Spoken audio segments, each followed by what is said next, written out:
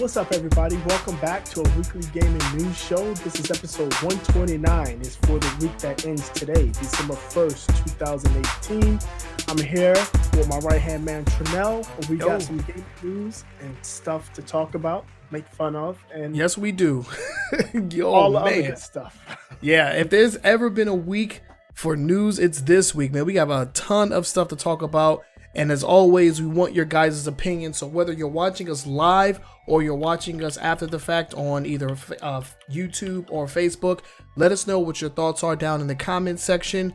If you're taking us on the go, how you doing?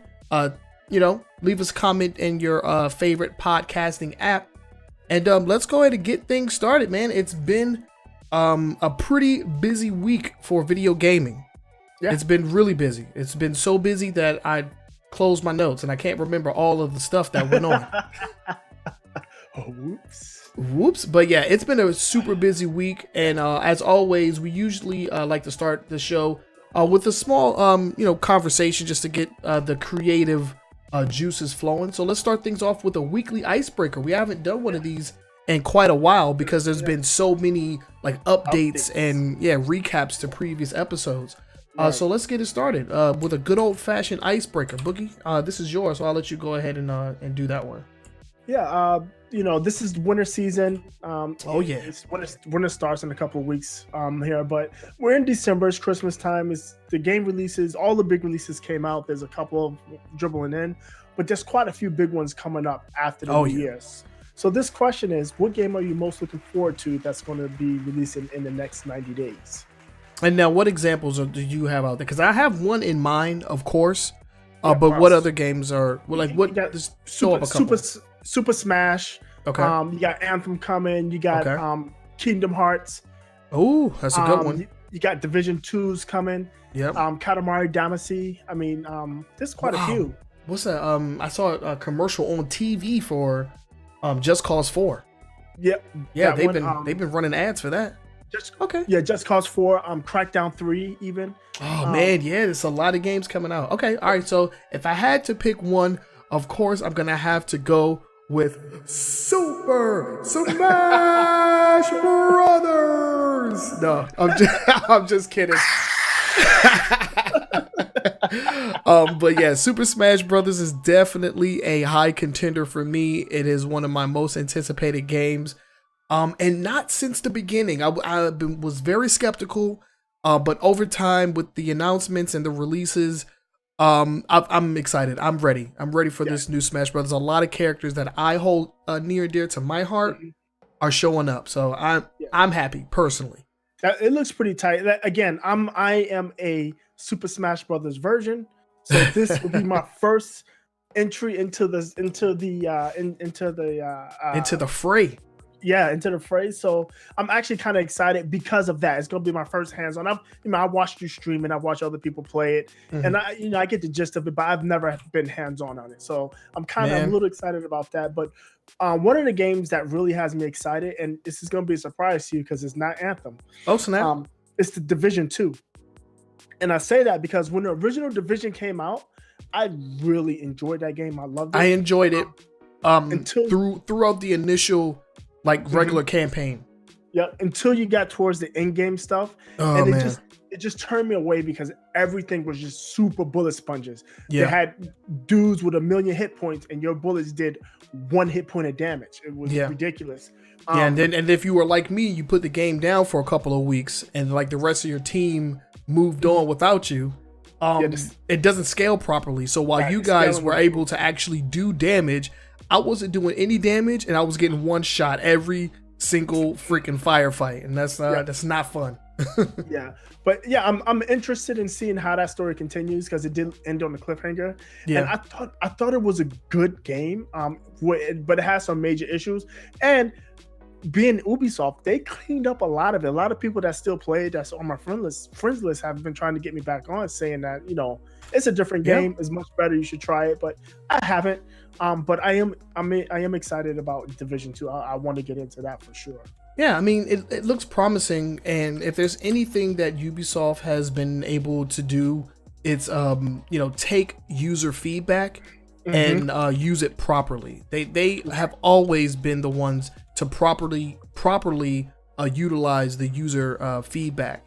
And that's been the case with their other IPs like Steep and For Honor. You know, they've taken Ghost Recon, Rainbow Six. Yeah. So they've been really good at that. I think this might be a repeat case in that because it looks promising. So Right. I'm not sure how much time I'm gonna have for another freaking open world sandbox game, but man, if the homies are on there, I might have to give it a shot. I'm definitely gonna play just so I can go through the story. I thought the storytelling was good. Yeah. It was a good story, and like I said, left on a cliffhanger. And we're gonna ignore that they did that short movie because that was trash. Yeah, see, I didn't even know it was a thing, so yeah, we'll just ignore that. I think it was on Amazon Prime. I want to say Amazon Prime, but it Most might have been likely. Netflix. It was on Maybe. one of those two. Yeah, but let us know down in the comments. For all of you that are watching out there, let us know what are some of the games that you are excited about. Super Smash Bros. Coming out. A lot of games have just released, so there could be some games that are currently out that you just haven't picked up yet. I really want to get my hands on Darksiders 3 sooner or later because that looks pretty good. Heard some the reviews are all over the place though. Like I've seen that game get 3, and I'm just like, damn, is it that bad? Come on now. It's one of those. It seems to be one of those polarizing games. Either you love it or you hate it. Type. Yeah, It's yeah, one we'll of have to those- see. Yeah, we'll definitely have to see. Usually with those type of games, I've noticed, at least for me, if I've had history where I've liked the game, I typically like the sequel. Yeah, yeah. Unless they really screw the pooch. Yeah, yeah. I don't think there's ever been a case where I've played like the first 2 and didn't like the third all that much. I don't know, but yeah, we'll wait and see. Whenever I pick it up, I will let you know what I think about it. Cool. And with that said, we can go ahead and jump into the news. We're going to start things off with our quick hits. Quick hits, of course, are our short articles that came out this week. Not a lot of these, are like throwaway stories. Like most of these are pretty important. Some pretty crazy things happened in this week in gaming. So let's go ahead and jump into it. First things first, we got Steam in the news, or Valve, I should say. Right. So what's going on with those guys? So Valve Right. are changing they're changing their revenue sharing on Steam, their marketplace. Basically, as it stands now, I think they get 30% cut, pretty much on everything sold. Okay. The way they're going to change it is, if your game makes $10 million, the cut drops to 25%, and if it's over $50 million, the cut drops to 20%. And that's including game sales, microtransactions, DLC, and any other kind of monetization you have associated with that game. Yeah, Okay. that you have associated with the game through Steam, which is cool for big titles. I'm not sure how much that's going to help the smaller guys, because when I read this story, I started doing some research, and the most recent number I found was from 2015, and they said the average Steam game sells of something like 32,000 copies. Mm-hmm. And if you say each of those 32,000 copies are $60 a piece, mm-hmm. that's just under $2 million in sales. They didn't have anything. I couldn't find anything as far as what type of additional revenue would attach to that. But just looking at sales, $2 million, that means you would need to do at least $8 million in microtransactions or additional revenue sales to reach that number. And most medium-sized and indie guys, they're never going to sniff that. The only ones getting that are the big publishers. You're talking about your Ubisofts and your Activisions and those guys. So I don't. It's cool. It's a cool headline to put out there. Yeah. I just don't know how effective that is. It sounds to me as if they're trying to keep Activision and EA and everybody else from steering people to, and Blizzard from steering people to their own marketplaces off of Steam. As opposed to trying to help out the little guy. Right, because we definitely saw Bethesda do just that. You can only get Fallout 76 and the what was it, Fallout 4, I believe, was only on Bethesda.net or whatever their main site is. So to try to deter people from turning away, they'll lower the price the more you sell. But yeah, that definitely doesn't help out the indie devs though. Right. I think if they're gonna go with something like this, they should come out with a lower threshold for games that are considered indie games. Right. And even the mid-market game, even the mid-market developers, when you look at somebody like IO Interactive, we talked about them a lot. Yeah. Where, I mean, it's a popular game, but it'd be hard pressed for them to reach that $10 million threshold, even selling it at $60 a game, because that's especially on just one platform. Yeah, that's rough. That's rough for indie people. Right. But I mean, I don't know. This is just a first step. Maybe going forward they'll do something similar. I think just coming up with maybe 2 or 3 different tiers, depending on the type of developing studio you are. You should get that type of discount. Right. I don't know. That's just my opinion, though. We would like to know what you guys think down in the comments. So let us know. Are you a fan of this? Would you like to see changes like me? Leave your comments down below. And with that said, we can go ahead and move on to the next story. This time we're talking about Fortnite and its cross-platform. We haven't mentioned this in quite a while since Sony pretty much they rolled over and stated yeah, pretty much they rolled over and said hey, okay, we're gonna allow for crossplay on Fortnite. They haven't opened up the floodgates or anything, but as far as Fortnite is concerned, you guys can play. So what's going on? What's the new story that we got here? The story was while you can play against other people, your accounts are still locked to your specific console. Okay. So I think if you were on Xbox to PC to Nintendo Switch, you were fine. I think PlayStation was still locked behind the Sony ecosystem. Okay. And basically it would allow you to move your skins, in-game achievements, in-game win streaks, and also the co-op campaign that they have. Nobody talks about that, but Fortnite does have a co-op campaign. Yeah, they're making it free. Yeah.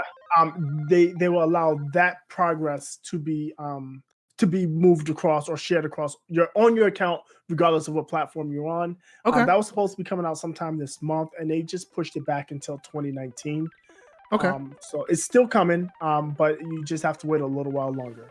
Yeah. So this will officially be the very first game where everything that you can do on the game will be transferable between different platforms. Right, regardless of on whatever platform you play. Yes. Wow. So online and offline progression. That's actually pretty cool.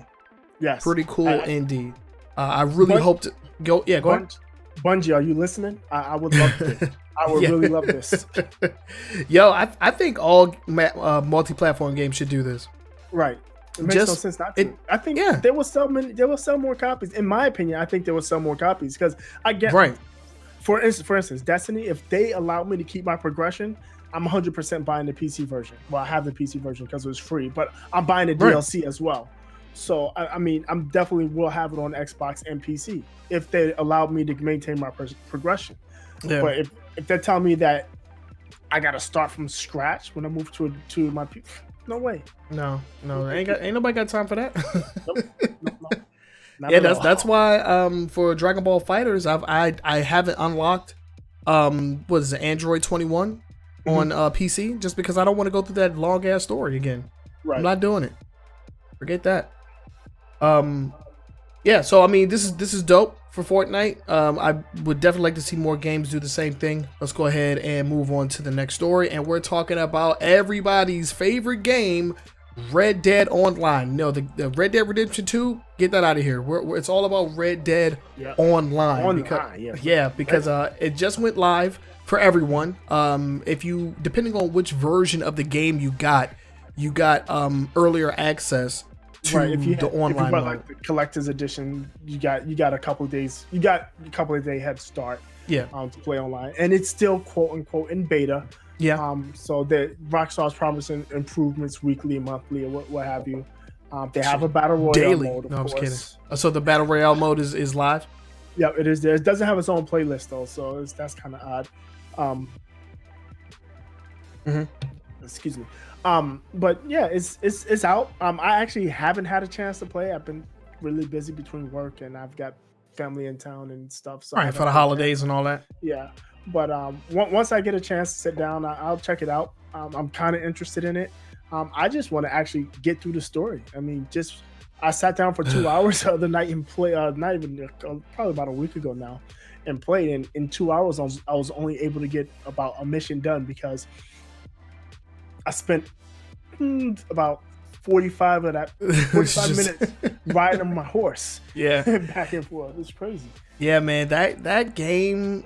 I don't know, man. I just feel like these sandbox games have just been getting just too freaking big for their own good. You know, to where traversal is boring and it's time consuming. Yeah, and that's my problem right now. Yeah.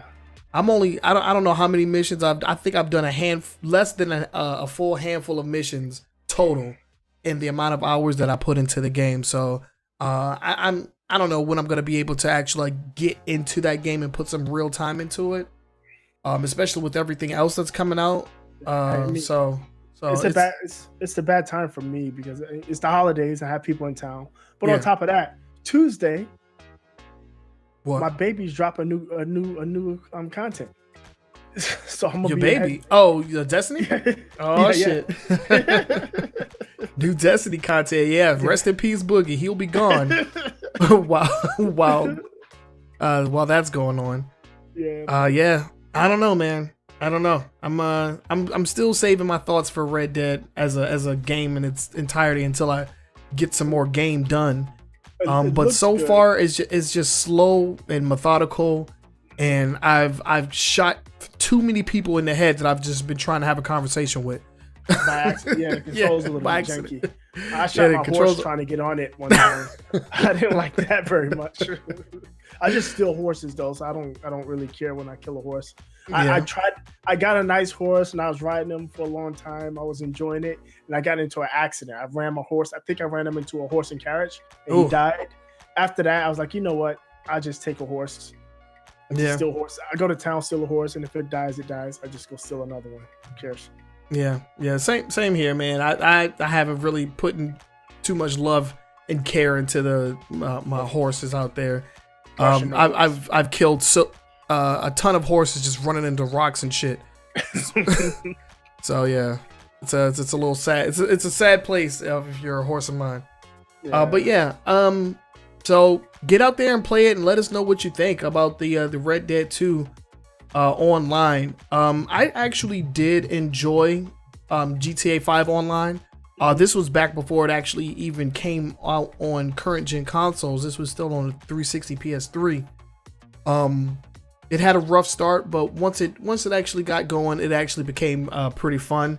And we already know how lucrative that has been for Rockstar over the years, with GTA 5 being a top 10 game in terms of sales for many years after it's been out already. So we'll have to wait and see if this holds up and if it compels people to stay on as long as they stayed on for GTA and are still staying on. Right. So yeah, pretty cool story. But let's go ahead and move on to the next one. And we're talking about Bethesda, and we actually have a couple of stories about Bethesda. We're going to be talking about them again a little bit later on in the show. But first and foremost, we want to talk about a delay that's coming out. And it's not for anything that you may have heard of, because this is a mobile game. The Elder Scrolls Blades has been delayed. Yeah, so they showed this off at E3. And I totally forgot about it. Either right before or right after they talked about the Elder Scrolls 6. I think it was right before. They showed this off, and that's why it wasn't a lot of backlash, because Elder Scrolls Mobile, but they have an Elder Scrolls 6 in the works. Very true. That Blizzard, you should take. They should have took notes, man. Right. This is how you announce a mobile game. Right. So this game was supposed to come out fall of 18. So fall of 18 ends in like 3 weeks, right? Yeah. So they come out and said it's going to be delayed until 2019 for iOS and Android. And that's about it. They didn't give a date. They just said first quarter 2019. So that's between January and March.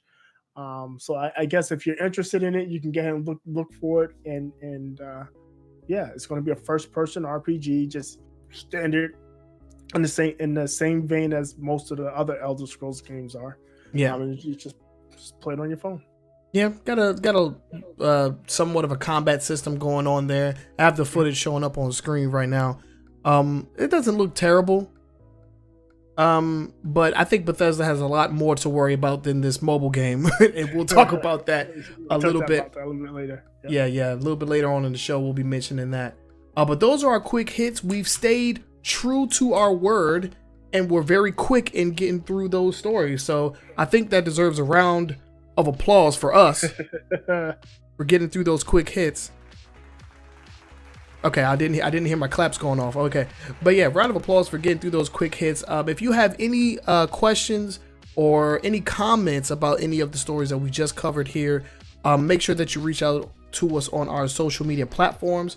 We are on Facebook, Twitter. You can leave comments down in the comment section if you're watching this on YouTube, as well as leave feedback for us on your favorite podcasting app as well. I'm gonna keep on harping on that. We really want to reach out to you guys. We really want to interact with you guys. So reach out to us and just let us know your thoughts